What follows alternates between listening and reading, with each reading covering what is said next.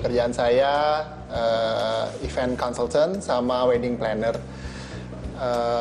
Kalau sehari-hari saya sih lebih ke wedding planner saya, yang memang main job saya bersama istri saya.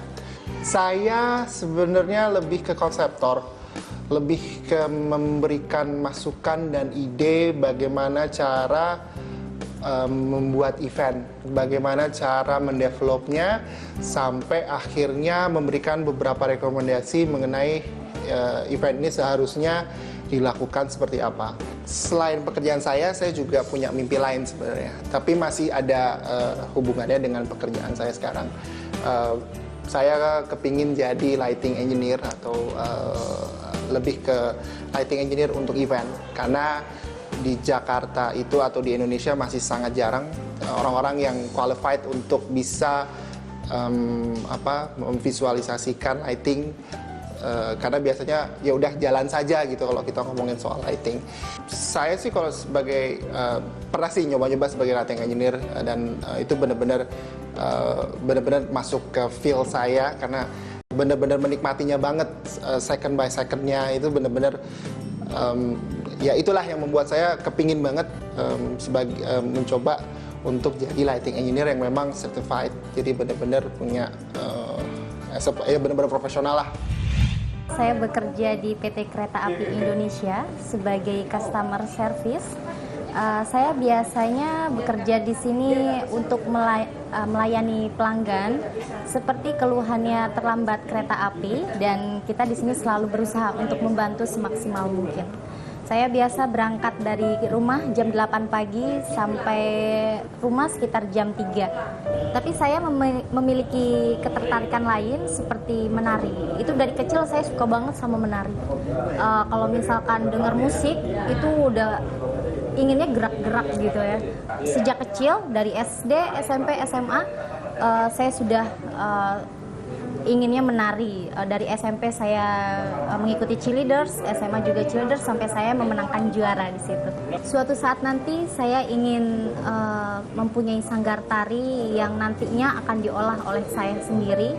Bahkan yang mengajar kepada anak didik saya itu bukan dari orang lain, tapi dari diri saya sendiri. Dan saya berharap impian itu dapat terwujud. Saya sekarang punya usaha di bidang tekstil di Tanah Abang. Saya menjual berbagai macam bahan, mulai dari bahan untuk kerja sehari-hari, bahan untuk pergi ke undangan untuk ibu-ibu, bahan kebaya, beserta baju muslim. Saya melihat banyak potensi di tekstil, apalagi sekarang ini orang kantoran kalau ingin bekerja dia harus pakai celana bahan, yang dimana tekstil itu saya lihat sangat laku di pasaran. Selain usaha di bidang tekstil, saya ingin juga membuka usaha di bidang minuman. Melihat orang tua saya, terutama ayah saya udah sebulan ini mengkonsumsi minuman sehat, saya melihat dia sekarang sehat, bugar, rajin berolahraga. Harapan ke depan saya adalah memperkenalkan produk minuman sehat saya ini kepada semua orang. Kalau sudah dikenal, baru saya akan lebih mempromosikannya dan memperjualbelikannya secara bebas dimanapun.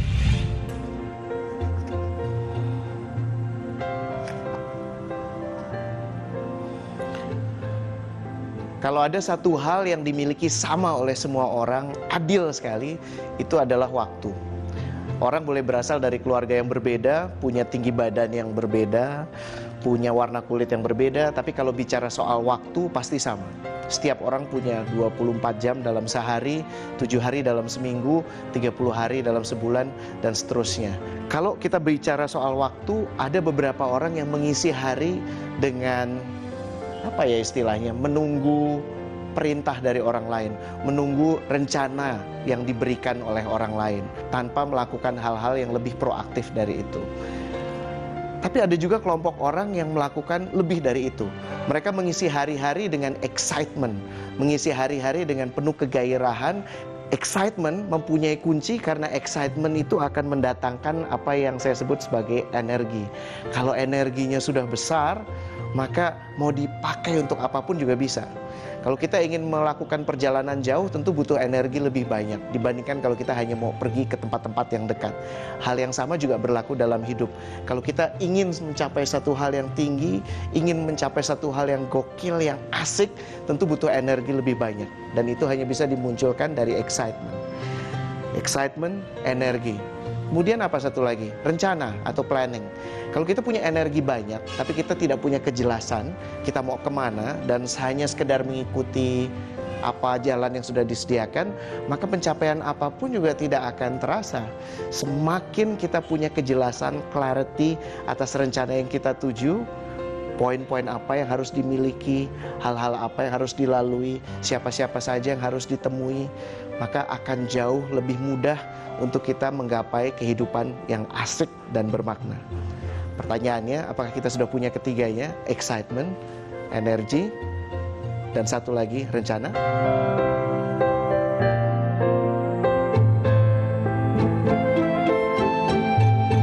Kalau bicara soal excitement, energi, dan planning, kayaknya nggak ada yang lebih pas mewakili dari rockstar kita kali ini. Namanya Hendrik Setiawan. Dia melakukan inovasi dalam hal penjualan jus. Kalau dulu jus itu dijual dengan masuk melalui toko-toko, maka dia punya cara yang beda. Dari awalnya saya pikir dia punya passion, api kecil di dunia buah-buahan, ternyata bukan. Passion dia adalah mengembangkan brand. Dan memang kebetulan objek, cara dia berpikir, objek yang paling pas untuk mewakilinya setelah dia melakukan kontemplasi adalah jus. Kenapa? Karena dia melihat ada kebutuhan akan hidup sehat. Kemudian kedua juga orang sekarang itu, orang modern butuh hal-hal yang instan. Maka dia memungkinkan hal-hal tersebut dipadukan di dalam satu botol yang isinya buah-buahan segar yang mungkin nggak terlalu tahan lama, tapi dia mengkompensasinya dengan sebuah IT system yang keren banget. Yang kerennya lagi, kalau kita pesan hari ini, maka jus bisa diantar minggu depan. Bukan apa-apa karena dia tidak mau meresikokan, dia tidak mau mengkompromikan kualitas. Dia ingin memastikan orang dapat hal yang terbaik. Kalau kita bosan dengan rasa-rasa tertentu, Henry punya solusinya. Dia sudah come up dengan kurang lebih 22 rasa. Dan perpaduannya juga disesuaikan dengan kesukaan orang-orang Indonesia. Apa yang sudah dilakukan oleh Hendrik merupakan terobosan karena dia excited terhadap hidup dia. Dia punya rencana terhadap hidup dia, dan lebih dari itu semua itu diisi dengan energi yang tinggi. Kita dengar cerita Hendrik sekarang. Mungkin yang saya nikmati di sini adalah kesempatan untuk memperkenalkan suatu produk yang bisa bermanfaat bagi konsumen pada umumnya.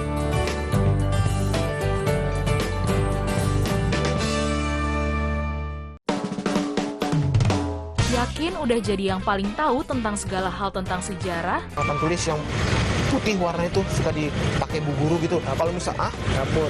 Saya nggak ngapa-ngapain, mau digebuk sama bapak. Bubuk! Pastikan kamu yang jadi paling update dan bisa jawab semua pertanyaan yang diberikan dalam Tertangkap Kamera. Hanya di KTV.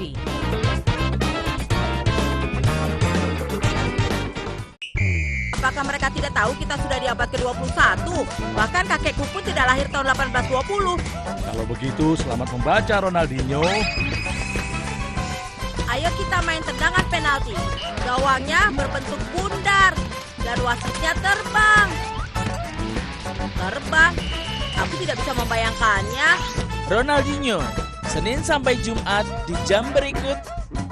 Hanya di KTV.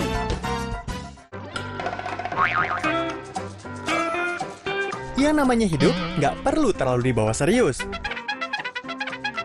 Santai aja sambil ketawa ke TV melihat video-video lucu. Waduh ente, minumnya gimana sih? Kok keluarnya dari bawah?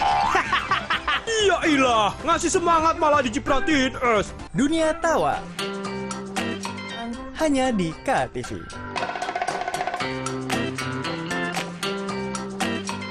Halo teman-teman. Bona, kita main yuk. Yuk saksikan Bona and Friends. Bona, Ula, dan Kakak, maukah kalian membantuku? Sini ku bantu, Tita. Bona mengulurkan belalainya meraih kunci di ranting pohon yang tinggi. Bona and Friends, kartun yang lucu dan seru. Tayang di jam berikut ini ya, pastinya hanya di KTV. Saya, Budiman Tanurjo, menyambut Anda dalam sebuah forum berkualitas, mencermati Indonesia dengan bijak dari kacamata kebangsaan, kita dapat menemukan banyak pemikiran konstruktif, kritis, dan taktis yang mampu menyelesaikan problem negeri ini. Satu Meja The Forum live di Kompas TV. Saya sebagai relawan tidak boleh mengeluh capek. Saya ambil berhanya aja. Masih saya dikasih umur panjang, saya masih tetap jadi tagana. Gali esensi fenomena. Marwah paling mendasar itu integritas sebetulnya. Karena kalau aturan semua sudah diatur. Ya, ini akan jadi bom waktu kalau isu stunting tidak diatasi dan tidak dicegah. Temukan jawaban atas teka-teki peristiwa. Berkas Kompas. Setiap Selasa pukul 11 malam di Kompas TV. 一つ人より力持ち二つふるさと後にして花のことで腕試し三つ未来の大物大大ちゃんあっちょれ人気 Ini KP Taiso di jam berikut hanya di KTV.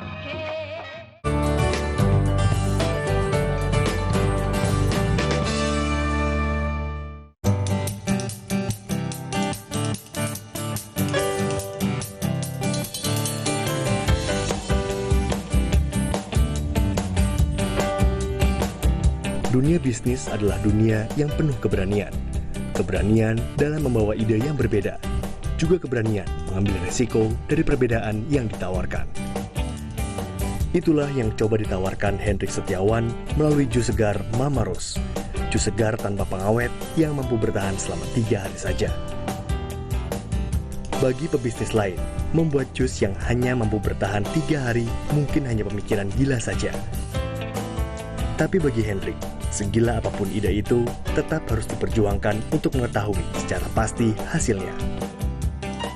Mama Rose kemudian lahir dengan semangat, antusias, serta perencanaan yang matang dari seorang Hendrik Setiawan. Dan ia sangat menikmati setiap proses demi proses.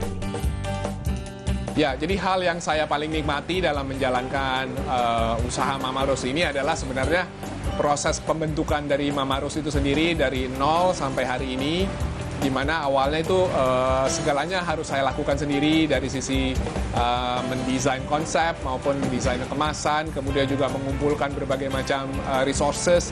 Kemudian hal lain mungkin yang saya nikmati di sini adalah kesempatan untuk memperkenalkan suatu produk yang bisa bermanfaat bagi konsumen pada umumnya. Karena memang saya lihat produk yang ada di market ini belum menjawab kebutuhan akan produk jus yang terbuat dari buah segar, bukan dari konsentrat. Saat menempuh pendidikan bidang keuangan di Amerika, Hendrik sempat mengambil kelas pilihan bidang kewirausahaan selama 1 semester.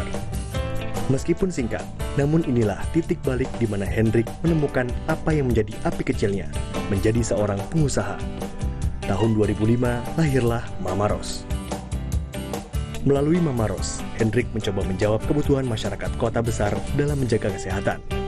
Ia merasa saat ini tren hidup sehat sedang marak-maraknya digalakan. Persisnya ada 3 tren yang sedang berlangsung di kota besar seperti Jakarta. Tren yang pertama antara lain adalah karena orang makin sibuk, suami istri bekerja, kemudian mereka tinggal di apartemen dan mereka tidak memiliki pembantu. Jadi mereka harus melakukan segalanya dengan sendiri sehingga waktu semakin sedikit ya. Jadi mereka membutuhkan produk-produk yang bersifat instan. Kemudian tren yang kedua, saya juga melihat bahwa konsumen, terutama konsumen kota besar, makin sadar akan kesehatan. Tren ketiga yang saya lihat adalah meningkatnya kelompok konsumen menengah yang semakin growing, sehingga mereka membutuhkan suatu produk yang lebih baik dari sisi kualitas. Jadi berdasarkan 3 tren ini, kami memberanikan diri untuk melaunch produk Fresh Juice Mama Rose.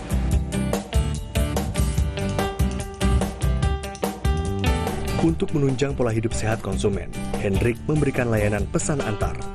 Ini menjadi daya tarik tersendiri karena konsumen semakin mudah mendapatkan jus segar Mama Rose.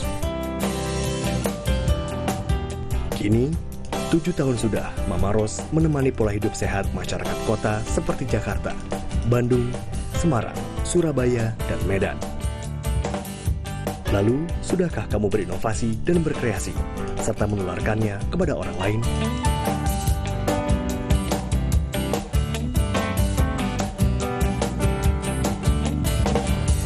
Jadi inilah tempat kita punya pemotongan buah dan persiapan. Jadi buah-buahannya ini semua dicuci dulu, kemudian dipotong dan kemudian dibersihkan.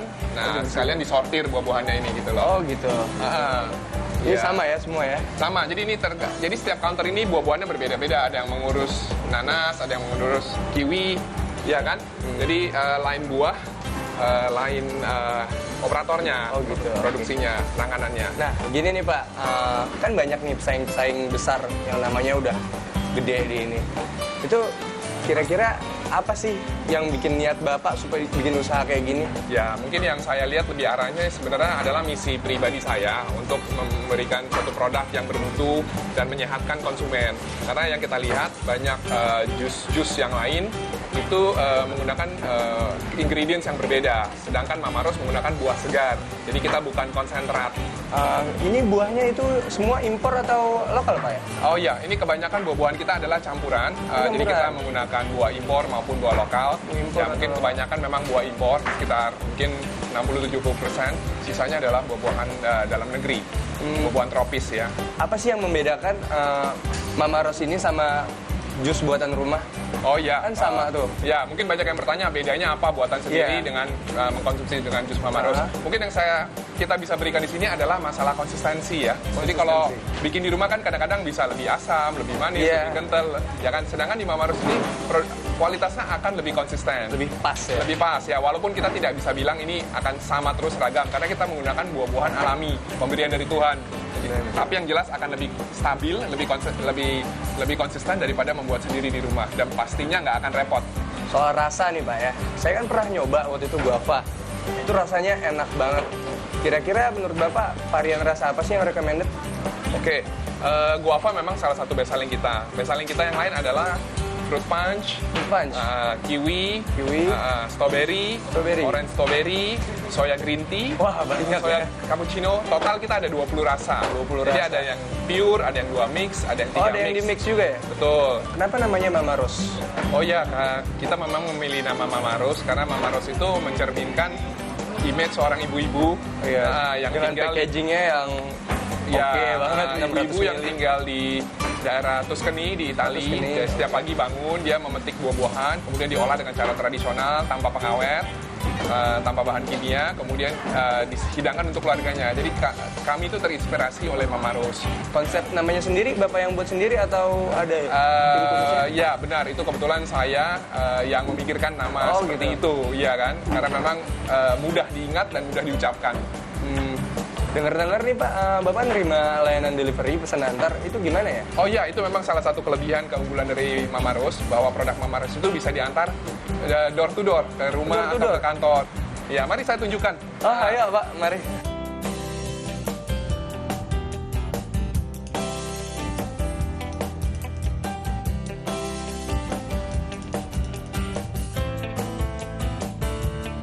Nah, ini yang tadi saya jelaskan. Ini ya? Cara pengirimannya ini adalah armada kita yang biasa mengirim.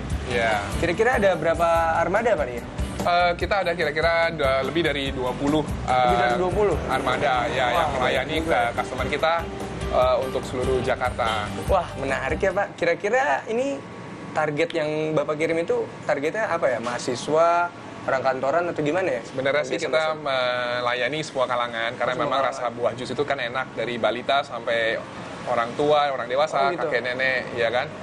Dan juga kita memberikan layanan tambahan untuk pengantaran. Jadi daerah-daerah yang kita cover adalah untuk hampir seluruh Jakarta. Seluruh Jakarta? Ya, di mana aja tuh biasanya? Biasanya? Daerah kantor, terutama Sudirman, Tamrin, Gatot Subroto, Simatupang. Berarti juga daerah tempat residensial, rumah tinggal, Jakarta Selatan, Barat, Timur, Pusat. Ya. Wah, saya jadi tertarik nih Pak buat memesan. Kalau mau jadi pelanggannya itu gimana ya caranya?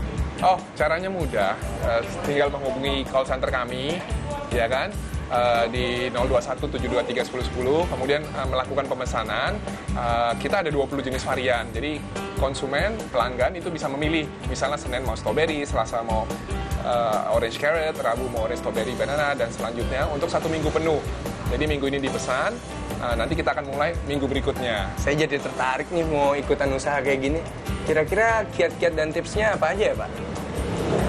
Kalau saya pikir sih sebenarnya adalah kemampuan kita untuk menganalisa suatu problema. Jadi kalau memang ternyata ada, karena problema itu sebenarnya adalah cerminan kebutuhan konsumen.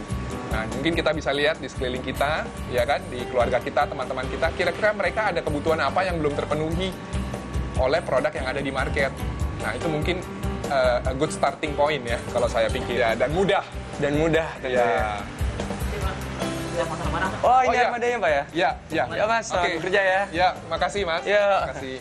Semua berawal dari sekedar ide seorang Hendrik Setiawan untuk mengelola, membangun brandnya sendiri.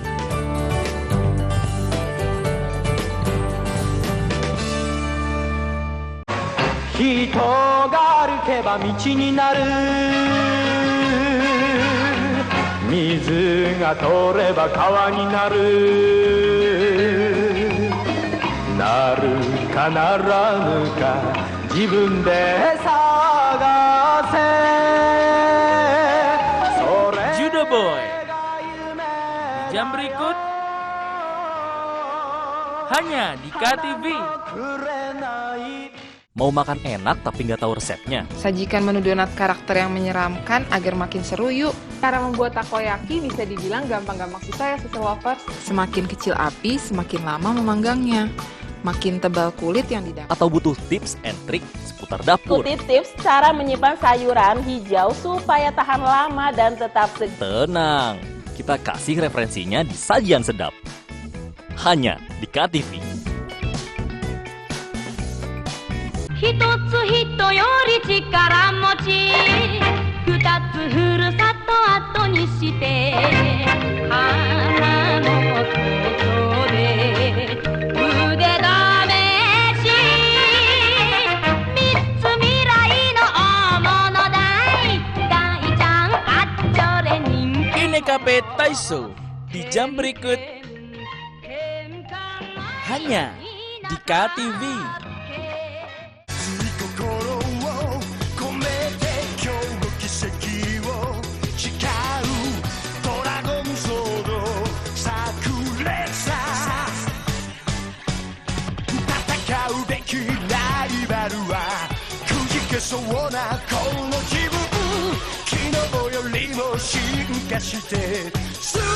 Daikander di jam berikut hanya di KTV.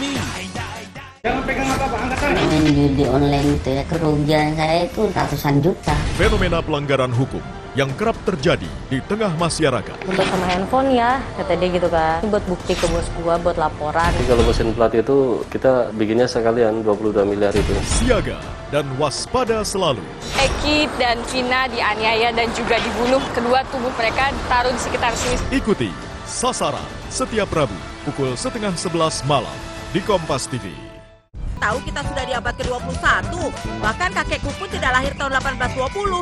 Kalau begitu, selamat membaca Ronaldinho. Ayo kita main tendangan penalti. Gawangnya berbentuk bundar dan wasitnya terbang. Terbang, aku tidak bisa membayangkannya. Ronaldinho, Senin sampai Jumat di jam berikut hanya di KTV.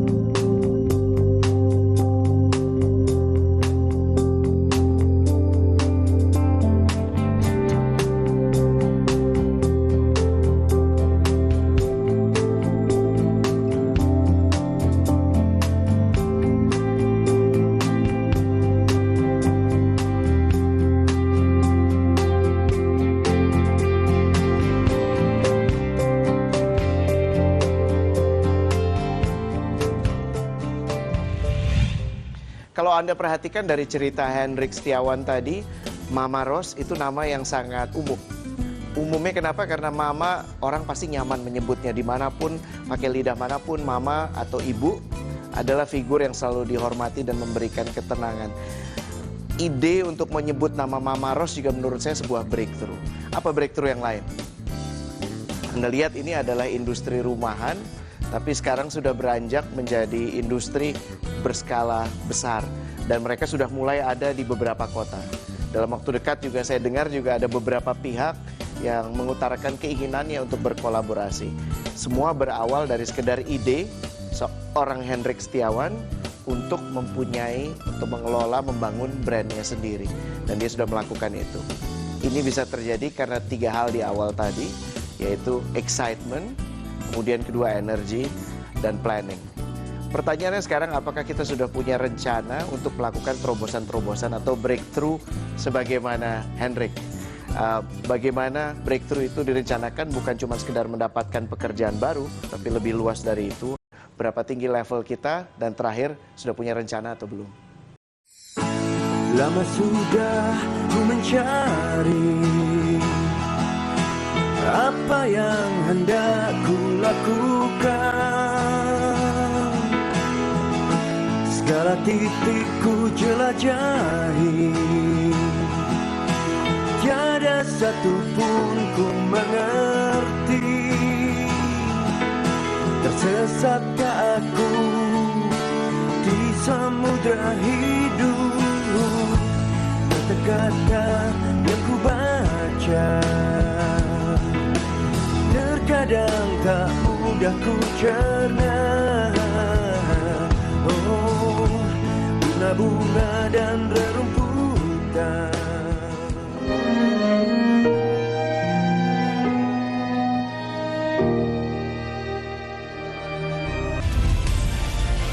Kompas TV, independen, terpercaya.